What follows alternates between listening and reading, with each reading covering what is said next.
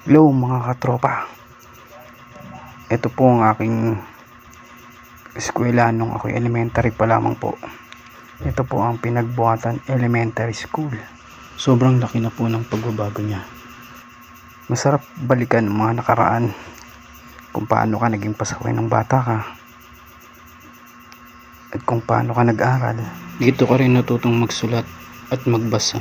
Kung iisipin mo, napakabilis ng panahon. Dati, papasok ka dito, gigising ng maaga at mag-aaral ng mabuti, at ngayon hindi mo akalain dito rin pala mag-aaral ng mga anak ko. Ihahatid mo sila kapag wala kang pasok.